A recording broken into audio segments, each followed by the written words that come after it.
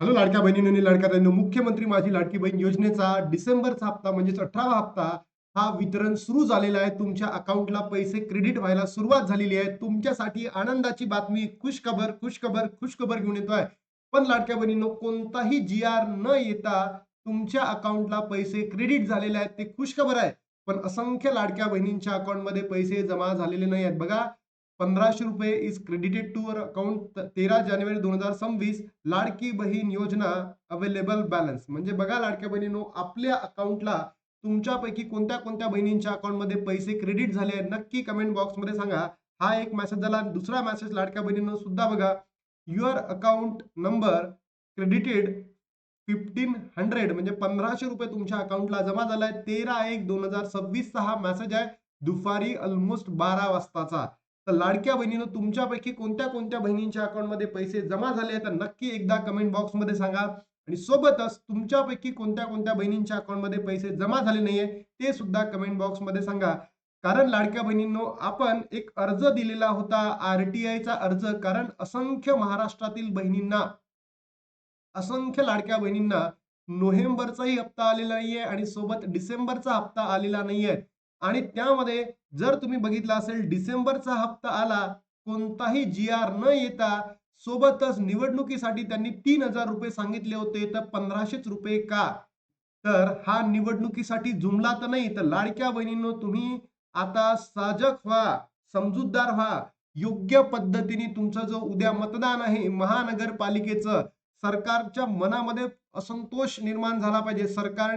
सरकारला हे समजायला पाहिजे, की आता लाडक्या बहिणी, निवडणुकीच्या अगोदर तुम्ही अशा पद्धतीचे चाले करणार आहात, तर आम्ही तुम्हाला मतदान देणार नाही आहोत.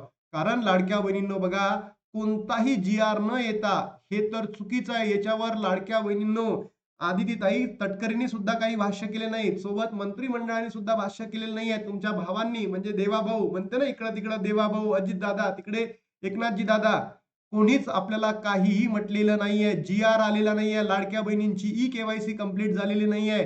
त्याचबरोबर लाडक्या बहिणींनो, अनेक लाखो लाडक्या बहिणींच्या अकाउंटमध्ये पैसे मिळालेले नाहीयेत. अनेक मेसेजेस आले आहेत. तर तुम्हा सर्वांना सांगतो, या व्हिडिओला महाराष्ट्रातील तमाम बहिणींपर्यंत पोहोचवा. आणि लाडक्या बहिणींनो, मतदान करताना विचारपूर्वक मतदान करा. उद्याला मतदान आहे. उद्या नाही, परवाला मतदान आहे. उद्या संक्रांत आहे. आय होप ज्या बहिणींच्या अकाउंटमध्ये पैसे जमा झाले आहेत, त्या खुश होतील. तुम्हाला सुद्धा या खुशखबरीमध्ये सामील व्हायचं आहे. पण लाडक्या बहिणींनो, फक्त आणि फक्त ₹1500 देऊन तुमचं मत त्या ठिकाणी जर नेत असेल, तर ही सरकारसाठी लाजिरवाणी बाब आहे, की पैसे देऊन फक्त आणि फक्त तुम्ही काय करताय, आमच्या लाडक्या बहिणींचं मत घेताय आणि नंतर 2 ते 3 महिने त्यांना वाऱ्यावर सोडून देताय. असं सरकार, ढोंगी सरकार, बोगस सरकार महाराष्ट्रामध्ये नसायला पाहिजे. बघा लाडक्या बहिणींनो, मी या पद्धतीचा मेसेज केला होता आरटीआयला. नोव्हेंबर 2025 लाभ न मिळाल्याबाबत आणि जून 2025 ला लाभ बंद झाला. का झाला, याचे कारण मागून घेण्यासाठी आपण केलेलं आहे. आणि तुम्ही या व्हिडिओला अनेक बहिणी सपोर्ट करा. ज्या बहिणी अपात्र ठरल्या आणि ज्या बहिणींना पैसे भेटले आहेत, त्या बहिणींनी कमेंट बॉक्समध्ये सांगा. आपल्याला हा जो आता आरटीआयचा अर्ज दाखल तर केलेला आहे, अजून त्यांच्याकडनं योग्य ती माहिती यायची आहे. जशी आली, त्याला आपल्याला काय द्यायचं, उत्तर द्यावं लागेल. आणि उत्तर देण्यासाठी लाडक्या बहिणींनो, मला तुमच्या कमेंटची गरज आहे. तुम्ही महाराष्ट्रातील प्रत्येक बहिणीपर्यंत या व्हिडिओला पोहोचा. तुमचं स्टेटस ठेवा, Facebookला ठेवा, WhatsAppला ठेवा, सगळीकडे ठेवा. आणि त्याच्या माध्यमातून महाराष्ट्रातल्या घराघरापर्यंत, म्हणजे सरकारपर्यंत सुद्धा आपला हा व्हिडिओ पोहोचेल. आणि त्याच्या माध्यमातून आपल्या सगळ्या गोष्टी काय होतील, परिपूर्ण होतील. लाडकी बहीण योजना अर्ज 2025 मध्ये प्रलंबित का झाला, नाकारला का, आणि लाभ का बंद झाला? 25चा नोव्हेंबरचा पण झाला आणि डिसेंबरचा सुद्धा लाभ आलेला नाहीये. जून पासून महिलांचा लाभ का बंद झाला? त्या कोणत्या स्थितीमध्ये पेंडिंग आहे, रिजेक्ट आहे, अप्रूव्ह आहे, हे सगळं सगळं कोणत्या अधिकाऱ्याने केलं, याची संपूर्ण माहिती आपण मागून घेतलेली आहे. आता फक्त आणि फक्त तुमची गरज आहे, तुमच्या कमेंटची गरज आहे. खुशखबर तर आहेच, नक्कीच तुमच्या अकाउंटला ₹1500 क्रेडिट झाले. यापेक्षा सर्वात मोठा आनंद कोणताच नाहीये. पण ज्या बहिणींच्या अकाउंटमध्ये नोव्हेंबर आणि डिसेंबरचे दोन्ही हप्ते आलेले नाही आहेत, त्या बहिणींचं का? मग या हप्त्यासाठी ई-केवायसीची गरज होती का? लाडक्या बहिणींनो, मी म्हटलं होतं, की जर ई-केवायसीची गरज कधी असणार आहे, एकदम 19, 20, 22च्या तारखेनंतर जर तुम्हाला झालं, तर आता ई-केवायसीची गरज होती का? तर आता ई-केवायसीची गरज नव्हती. ज्या बहिणींची झाली असेल त्यांना सुद्धा आला असेल, ज्या बहिणींची नसेल झाली त्या बहिणींना सुद्धा अकाउंटला आला असेल. लाभ नोव्हेंबर आणि जून मी जिल्हा आणि तालुक्यानुसार सगळी माहिती मागितली आहे. 30 दिवसाच्या आत भेटणार आहे. आता बघूयात किती बहिणींचा सपोर्ट आपल्याला आहे. तर लाडक्या बहिणींनो, हे आपलं एक ॲप आहे. इथे सुद्धा तुम्ही जाऊन तिथे बघू शकता आणि जी-के अकॅडमी ॲप आहे, तुम्ही डाउनलोड करा. प्ले स्टोअरला अवेलेबल आहे. आणि खुशखबर आहे तुम्हाला सर्वांना, मकर संक्रांतीच्या हार्दिक शुभेच्छा.